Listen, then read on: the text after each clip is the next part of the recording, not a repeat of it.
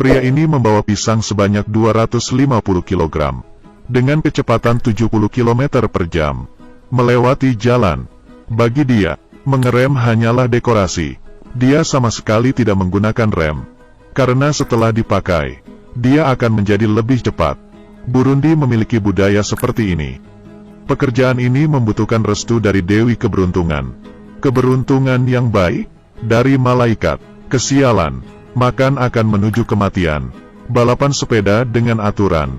Mereka tidak akan mengikutinya, karena terlalu jauh dari gerbang hantu.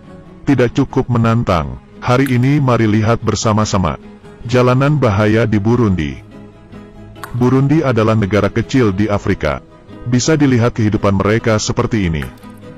Orang-orang berjalan, terutama mengandalkan 28 bar buatan Cina. Di sini, tidak peduli barang besar atau barang kecil, akan diantar dengan sepeda. Burundi kaya dengan pisang. Tiap minggu, Magic Johnson akan datang ke sini untuk membeli pisang. Dia adalah pembuat bir pisang. Beberapa pisang ini diantarkan dengan sepeda. Johnson tidak berani mengantar dengan sepedanya, karena dia tahu, hal itu akan membawanya cepat pergi dari dunia ini.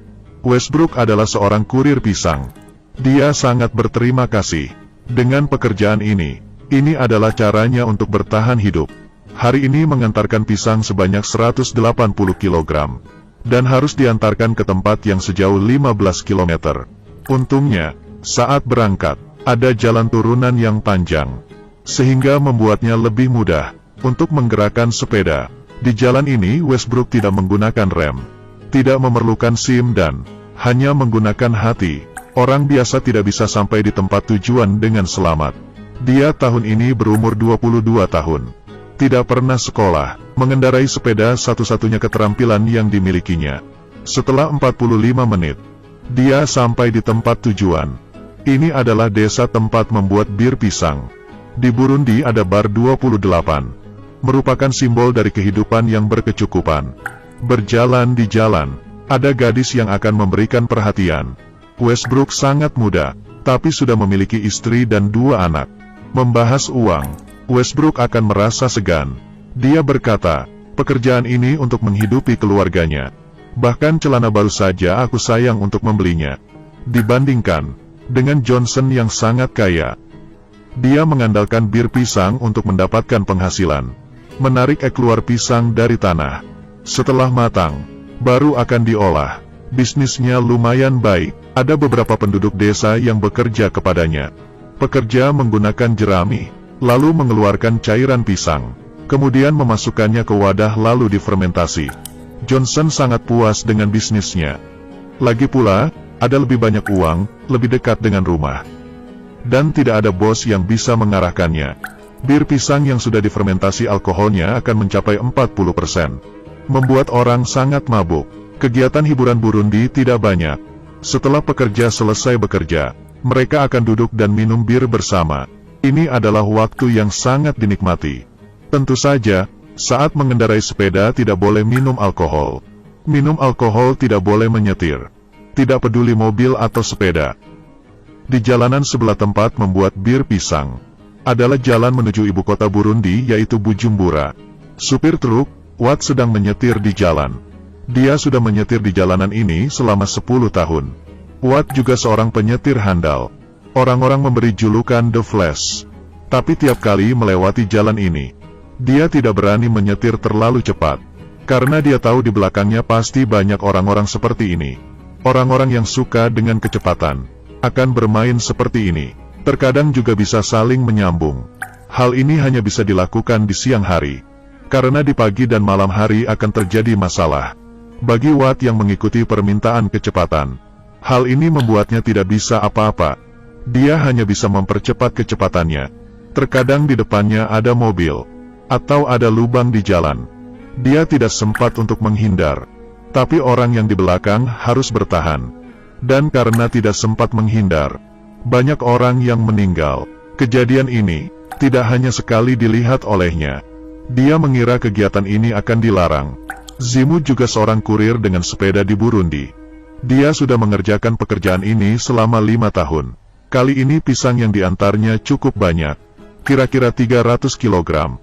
Dengan sepeda kecil ini, menanggung beban seberat itu.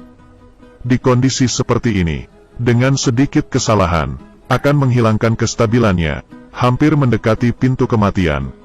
Zimu masih ingin menjalani hidupnya. Mencari nafkah demi hidup dan mati. Dia berusaha memegang truk. Tentu saja, demi mengurangi kecelakaan. Beberapa waktu dekat ini, polisi lalu lintas di jalan bertambah. Lalu memeriksa mobil dan sepeda yang lewat. Akan ada beberapa penjual, menggunakan kesempatan itu untuk menjual barangnya. Watt dengan cepat, diberikan nilai 10 oleh polisi. Tapi, hal ini tidak terlalu efektif. Karena penyetir sepeda yang mendengar suara peluit polisi, akan langsung melepaskan pegangan dari truk. Pemerintah menambah banyak polisi. Untuk melakukan pemeriksaan, diperintahkan untuk tidak menangkap mobil. Tapi penyetir juga hanya melewatinya. Meski jarak ke Bujumbura semakin dekat, di jalan semakin ramai. Jarak ke ibu kota hanya 40 km. Jalanan ini banyak sepeda yang ngebut. Mereka terkenal di seluruh negeri. Karena kurangnya pekerjaan. Karena barang yang mereka antar selalu paling berat. Lalu kecepatan juga sangat cepat. Orang yang meninggal juga banyak. Benar-benar membawa hidup dan mati. Zimu salah satu dari mereka. Dia bersama pacarnya tinggal bersama, tapi mereka tidak memiliki anak. Karena pekerjaan Zimu beresiko tinggi. Mereka memutuskan setelah pekerjaan lebih baik baru memikirkannya lagi. Pisang di sini sangatlah murah. Satu sisir hanya seharga 60.000. Zimu membeli 250 kg pisang. Berpikir untuk mengantarnya ke ibu kota dan menjual lebih mahal. Dan mendapatkan keuntungan. Dia mengendarai sepeda. Dan mulai perjalanan hidup mati. Meluncur di jalanan dengan sepedanya.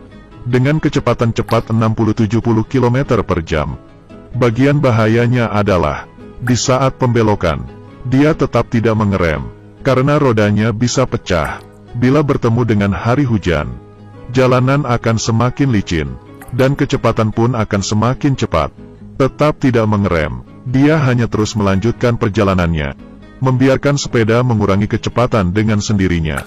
Tapi sebelum itu, dia hanya bisa berdoa dengan Tuhan untuk melindunginya.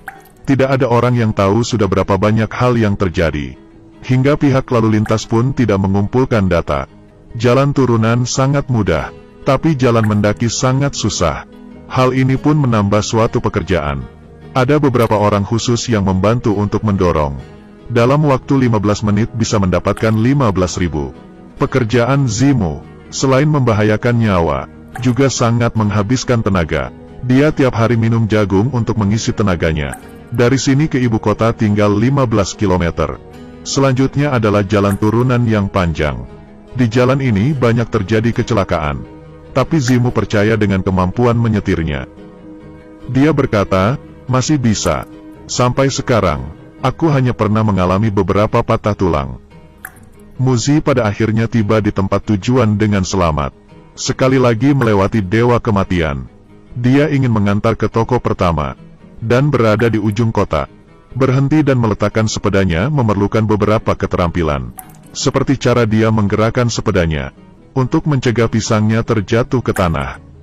Seminggu 5 kali. Tiap kali mengantar 2 sisir pisang ke toko kecil ini. Tiap sisir bisa dijual dengan harga 15.000. Dia mendapatkan keuntungan kira-kira 30.000. Tempat kedua adalah pasar petani di barat laut kota. Elis adalah seorang penjual berumur 42 tahun. Dia memiliki 4 anak yang harus dihidupi. Dibandingkan Zimu, hidupnya lebih susah. Jadi, dia menjualnya pisang dengan harga yang lebih murah. Bisnis yang membesar karena kurir dengan sepeda ini adalah tempat perbaiki sepeda. Chris sudah menjadi bos selama 5 tahun. Dia berkata, penggali emas tidak sebaik penjual sekop. Bisnisnya sangat laku. Di toko ada 100 pekerja yang bekerja kepadanya. Hal yang paling banyak dikerjakan adalah memperbaiki, memperkuat pagar dan mengganti ban. Zimu juga datang ke toko Chris. Rodanya sudah sangat parah. Dan sudah ditambal sebanyak 4 kali. Kali ini dia harus mengganti yang baru. Kalau tidak seperti hujan di hari ini, dia akan mudah tergelincir, atau rodanya akan pecah. Setelah selesai diperbaiki, Zimu pergi dengan ban barunya dan siap dengan perjalanan selanjutnya.